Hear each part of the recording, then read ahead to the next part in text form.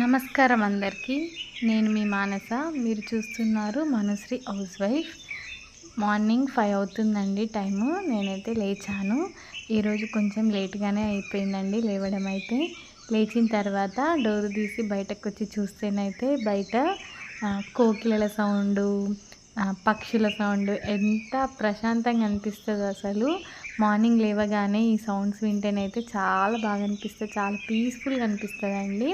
కొద్దిసేపు అక్కడే కూర్చుందాము అని అనిపించింది, కానీ మళ్ళీ వెంటనే మళ్ళీ నేను బ్రేక్ఫాస్ట్ ప్రిపేర్ చేయాలి, లంచ్ బాక్స్ ప్రిపేర్ చేయాలి అని చెప్పేసి లోపలికైతే వచ్చేసి నా డే అయితే స్టార్ట్ చేశానండి. మాకు మార్నింగ్ అయితే ఈ సౌండ్స్ తోటే స్టార్ట్ అవుతుంది డే అయితే. వచ్చిన తర్వాత నేనైతే యోగా కొద్దిసేపు మెడిటేషన్ అయితే చేసుకుంటానండి. మనము డే అంతా యాక్టివ్గా ఉండాలన్నా, ఎనర్జీగా ఉండాలన్నా మన హెల్త్ చాలా ఇంపార్టెంట్ కదండి. దానికోసం అయితే మనము ఇట్లా యోగా కానీ లేకపోతే వాకింగ్ కానీ మన డైలీ రొటీన్లో ఇంక్లూడ్ చేసుకోవాలి. నేనైతే యోగా చేస్తున్నానండి. అలా చేసిన తర్వాత బయట ముగ్గులు వేసేసుకున్నాను. ఫ్రెష్ అయిపోయి వంట రూమ్లోకి అయితే వచ్చేసానండి. మళ్ళీ లేట్ అయిపోతుంది. లంచ్ బాక్సులు చేసేవరకు కొంచెం టెన్షన్ వచ్చేస్తుంది నాకు. ఈరోజైతే మీకు కొంచెం లేట్గా లేచినా కూడా మనము టైం మేనేజ్మెంట్ చేసుకొని ఇలా ప్లాన్ చేసుకుంటే ఎన్ని వంటలైనా సింపుల్గా చేసేసుకోవచ్చు. ఇక్కడ నేనైతే వంట రూమ్లోకి వచ్చిన తర్వాత మా చిన్నోడికి అయితే కొంచెం వెదర్ చేంజ్ అవ్వడం వల్ల జలుబు అవుతుంది. దానికోసం అయితే కొంచెం వాటర్లో వాము, తులసాకులు వేసి వేడి చేశాను. అది గ్యాస్ పైన పెట్టేసుకున్నానండి. మనకు 2 పొయ్యిలు ఉంటాయి కదా, ఆ 2 పొయ్యిల మీద ఇన్ని రకాల వంటలు చేయాలి అంటే టైం మేనేజ్మెంట్ చాలా ఇంపార్టెంట్.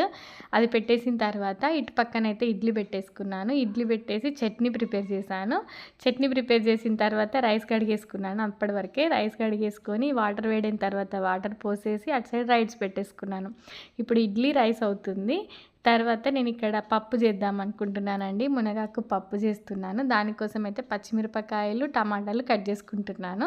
ఇవి కట్ చేసుకొని కందిపప్పు కడిగేసుకొని అందులో మునగాకు, పచ్చిమిరపకాయలు, టమాటాలు, కారము, పసుపు, ఆయిల్ వేసేసుకొని వాటర్ మూత పెట్టేసుకొని అటు సైడ్ పప్పు పెట్టేసుకున్నానండి. పప్పు పెట్టేసిన తర్వాత ఆనియన్స్ అయితే కట్ చేసేసుకుంటున్నాను.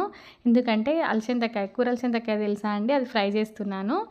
ఆనియన్స్ కట్ చేసుకునేసరికి అయితే పప్పు ఉడికిపోయిందండి. ఇది ఉడికిన తర్వాత అందులోకి చింతపండు రసం వేసేసుకొని ఒక పొంగంచెంత వరకు ఉడికించుకోవాలి. కూర అలసంద అయితే ఆయిల్ వేసుకొని ఉల్లిపాయలు, కరివేపాకు, పసుపు వేసుకొని కూర అలసందకాయ వేసుకొని సాల్ట్ వేసుకొని బాగా ఉడకనివ్వాలి. ఇది ఉడికిన తర్వాత ఇందులో కారము, ఈ పొడి ఒక స్పూన్ వేసుకోవాలండి. ఈ పొడి వేస్తే ఏంటంటే ఫ్రై అయితే టేస్టే మారిపోతుంది, అంత బాగుంటుంది అనమాట ఈ పొడి నేను ఇంకెప్పుడైనా చేసి చూపిస్తానండి. చాలా బాగుంటుంది. ఏ ఫ్రైలో వేసుకున్నా ఆ పొడి వేసేసుకోవాలి. ఇక్కడ పప్పు కూడా తాలిపెట్టేసుకుంటున్నానండి. ఫ్రై అయితే అయిపోయింది. లాస్ట్లో కొత్తిమీర వేసేసుకొని దింపేసుకుంటున్నాను. ఇప్పుడు పప్పులోకి అయితే తాలింపు పెట్టేసుకుంటున్నాను. ఆల్రెడీ రైస్ అయిపోయింది, ఇడ్లీ పెట్టేసి ఇచ్చాను, పప్పు కూడా కూర అలసందకాయ అయిపోయింది, పప్పు కూడా పోపు పెట్టేసుకుంటున్నాను.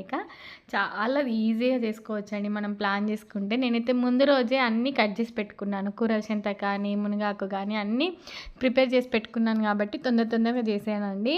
మునగాకు ఆషాఢంలో తినాలి అంట. మీకు తెలుసా అండి? వెదర్ చేంజ్ అవుతుంది కదా, చాలా రకాల వైరస్లు కానీ వైరల్ ఫీవర్స్ పిల్లలకు చాలా ఎఫెక్ట్ అవుతుంది కదా, దగ్గు, జలుబు లాంటివి. ఇందులో చాలా పోషక విలువలు ఉంటాయి కాబట్టి ఇది ఆషాఢంలో తినాలి అంట. మా పిల్లలు అయితే మామూలుగా చేస్తే తినారు, ఇందులో పప్పు చేస్తేనే తింటారనమాట. రెడీ అయిపోయినాయి బాక్సులు, కలిపి పెడుతున్నాను. పప్పు అన్నం కలిపి ఫ్రై అయితే పెట్టేశాను పక్కన. స్నాక్స్ బాటిల్స్ అయితే వాళ్ళు నింపేసుకున్నారండి. బాక్సులు పెట్టేసి ఇచ్చిన తర్వాత మా చిన్నోడికి కొంచెం జలుబు స్టార్ట్ అవుతుందని చెప్పాను కదా, దానికోసం అయితే కాటన్కి జింజిలాస్ వేసి 2 చెవులలో పెట్టి పంపించాను. ఆ స్మెల్కి మనకు దగ్గు రాదు, జలుబు కూడా తొందరగా తగ్గుతుంది. చిన్నపిల్లలు ఉన్న వాళ్ళైతే ఒకసారి ట్రై చేయండి, చాలా బాగా పనిచేస్తుంది. వాళ్ళు వెళ్ళిన తర్వాత మా ఆయనకు కూడా టీ పెట్టి ఇచ్చేసానండి. ఒకసారి మొత్తం క్లీన్ చేసుకున్నాను, కిచెన్ అంతా క్లీన్ చేసుకొని ఆయన వెళ్ళిన తర్వాత ప్రశాంతంగా ఈరోజైతే పూజ చేసుకుంటున్నాను. మార్నింగే చేద్దాం అనుకున్నా కానీ హడావిడి అయిపోతుందేమో మళ్ళీ అని చెప్పేసి వాళ్ళు వెళ్ళిన తర్వాత ఇక్కడనైతే పూజనైతే చేసుకొని హారతి కూడా ఇచ్చేసానండి. ఇక తర్వాత నేను మళ్ళీ వంట రూమ్లోకి వచ్చాను. డే అంతా వంట రూమ్లోనే గడిచిపోతుందండి ఆడవాళ్ళదైతే అసలు. ఇక వంట రూమ్లోకి వచ్చి మునగాకు పప్పు చేశాను కదా, అందులో కొంచెం మునగాకు ఉంచిన అనమాట. అది కడిగి ఒక క్లాత్ పైన ఆరబెట్టుకోవాలి. ఎండకు కాదు, నీడలోనే ఆరబెట్టుకోవాలి. అది ఆరిన తర్వాత పౌడర్ లాగా చేసేసుకొని మజ్జిగలో కానీ వాటర్లో కానీ ఒక హాఫ్ స్పూన్ ఒక స్పూను కలిపి తాగుతూ ఉంటే మనకు ఎయిర్ ఫాల్ కంట్రోల్ అవుతుంది, స్కిన్ అనేది గ్లో వస్తుంది. ఇట్లా కంటిన్యూగా తాగితే చాలా బాగా పనిచేస్తుందండి. కానీ కొంతమందికి పడదు. ఒక హాఫ్ స్పూన్ ఒకసారి తాగి చూడండి, పడితే మాత్రం ఒక స్పూన్ వేసుకొని మజ్జిగలో వేసుకొని తాగితేనైతే తాగబుద్ధి అవుతుంది. వాటర్లో అయితే కొంచెం తాగబుద్ధి కాదు, చేదు వస్తుంది అనమాట. ఎవరైనా ట్రై చేసే వాళ్ళు ఉంటే ట్రై చేయండి. ఇక తర్వాతనైతే పల్లీలు ఫ్రై చేసుకుంటున్నానండి. నేను చట్నీ చేస్తాం కదా రోజు బ్రేక్ఫాస్ట్లోకి, అప్పటిదప్పుడు రోజు ఫ్రై చేసుకోవడం అంటే కష్టమైపోతుంది కదా, అందుకని చెప్పేసి పల్లీలు అయితే ఫ్రై చేసుకుంటున్నాను. అది ఫ్రై అయ్యేలోపు ఇక్కడ ఆనియన్స్ కట్ చేసుకుంటున్నాను. ఎందుకంటే మనము బ్రౌన్ ఆనియన్స్ బిర్యానీలో అట్లా యూజ్ చేస్తాం కదా, నేనైతే ఫ్రైలలో కూడా లాస్ట్లో బ్రౌన్ ఆనియన్స్ వేస్తాను అండి. చాలా బాగుంటుంది ఏ ఫ్రైలో వేసుకున్నా కూడా.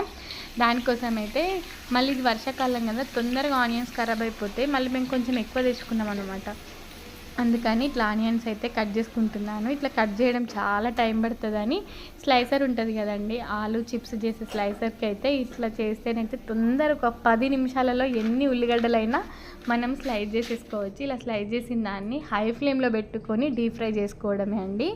చాలా అంటే చాలా బాగుంటాయి. ఇందులో ఫ్రైలో అన్నీ వేసుకుంటేనైతే ట్రై చేయండి మీరు, చాలా టేస్టీగా ఉంటుంది లాస్ట్లో వేసుకుంటేనైతే. ఇవన్నీ అయిపోయిన తర్వాత నేను బాక్స్లలో వేసి పెట్టేసుకుంటున్నానండి.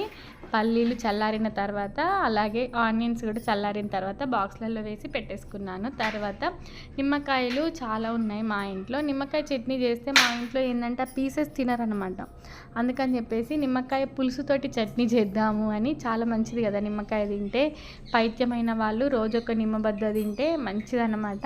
కానీ మా ఇంట్లో తినరు, అందుకని నిమ్మ పులుసుతోటి వేస్తున్నా. ఫస్ట్ అయితే నిమ్మకాయలు కట్ చేసుకొని అందులో మొత్తం పులుసు తీసేసుకొని వడకట్టుకున్నాను. అందులో సీడ్స్ ఏమన్నా ఉంటే పోతాయని ఇలా వడకట్టుకుంటున్నానండి.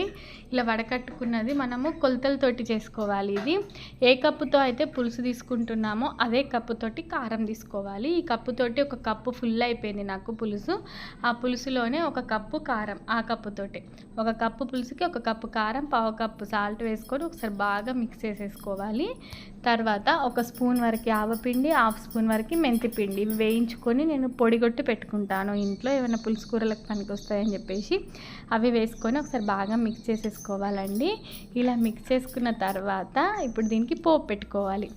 పోపు కోసం అయితే ఆయిల్ వేసుకొని ఆవాలు, జీలకర్ర, కచ్చపచ్చ దంచుకుని ఎల్లిగడ్డ, కరివేపాకు, ఎండుమిరపకాయలు, పసుపు అలాగే ఇంగువ వేసేసుకొని పోపు ఇందులో వేసుకొని కలుపుకోవాలండి. అసలు ఉప్మాలోకైనా వేడివేడి అన్నంలో కొంచెం నెయ్యి వేసుకొని తింటే, పప్పు చేసుకుంటాం కదా మనం పెసరపప్పు ముద్దలాగా, ఉల్లిగడ్డల పప్పు కానీ అట్లా చేసుకున్నప్పుడైతే అందులోకి చట్నీ వేసుకొని తింటే ఉంటుంది అసలు ఎంత బాగుంటుందండి. మేము చిన్న ఉన్నప్పుడు మా నాన్నమ్మనైతే ఉప్పు పసుపు కలిపి అట్లా పెట్టేదన్నమాట, పీసులా కట్ చేసి. మాకు ఎప్పుడైనా జలుబు దగ్గులు అట్లా అవుతున్నాయంటే ఒక పీసు పొద్దున్నే తినమని ఇచ్చేది.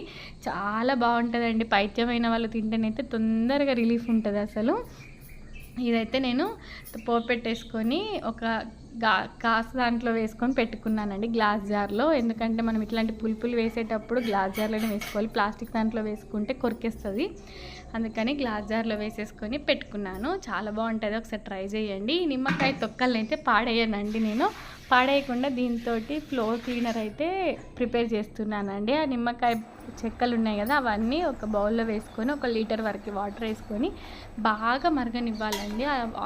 లీటర్ వాటర్ 1/2 లీటర్ అవ్వాలన్నమాట, అంతా మరగాలి. మరిగిన తర్వాత చల్లారిన తర్వాత వీటిని కూడా వడకట్టేసుకోవాలి. ఇక అందులో కూడా సీడ్స్ అట్లుంటాయి కదా, అవన్నీ పోయేలాగా వడకట్టుకొని ఇప్పుడు మనము ఇందులో ఒక 4-5 కర్పూరం బిళ్ళలు ఉంటాయి కదండి, మనము హారతి ఇస్తాం కదా కర్పూరము, ఆ కర్పూరం బిళ్ళలు ఒక 4-5, అలాగే పచ్చకర్పూరం కూడా ఒక 1/2 ఇంచు పచ్చకర్పూరం, ఒక స్పూన్ వరకు దొడ్డుప్పు, కల్లుప్పు అంటారు కదా, ఆ దొడ్డుప్పు, ఒక చిటికెడు పసుపు వేసుకొని ఒకసారి బాగా మిక్స్ చేసుకోవాలి. అంతా బాటిల్లో వేసి పెట్టుకొని మనం ఎప్పుడైతే ఇల్లు క్లీన్ చేయాలనుకుంటామో అప్పుడు ఆ వాటర్లో ఇది ఒక మూత వరకు వేసుకొని క్లీన్ చేస్తే దోమలు, ఈగలు ఏమి రావు. అలాగే ఇల్లు కూడా మంచి స్మెల్ వస్తుందండి. ఒకసారి ట్రై చేయండి. నిమ్మకాయ చెక్కలు ఎవరైనా పాడేస్తూ ఉంటే ఈ టిప్ అయితే బాగా యూజ్ అవుతుందని అనుకుంటాను. ఇవంతా ఒకసారి కలుపుకొని నేనైతే బాటిల్లో పెట్టేసుకొని బయటనే పెట్టుకోవచ్చండి, ఎక్కడ పెట్టుకున్నా కూడా ఉంటుంది. చాలా రోజుల వరకు ఉంటుంది. మనకి ఎక్కడైనా ఈగలు వచ్చినాయంటే అక్కడ కొంచెం స్ప్రే లాగా చేసుకున్నా కూడా అసలు ఈగలు అయితే రావండి. చాలా మంచిగా పనిచేస్తుంది. ఇదైతే ఫ్లోర్ క్లీనర్ నేను ఎప్పుడు రెడీ చేసుకొని పెట్టుకుంటాను అనమాట. ఇది బాటిల్లో వేసేసుకొని పెట్టుకున్నానండి. ఈ వీడియో కనుక మీకు యూస్ఫుల్ అయిందని అనుకుంటున్నాను. ఇంతవరకు చూసినందుకు థ్యాంక్స్ అండి. మళ్ళీ ఒక మంచి వీడియోతో మీ ముందుకు వస్తాను. అంతవరకు సెలవు.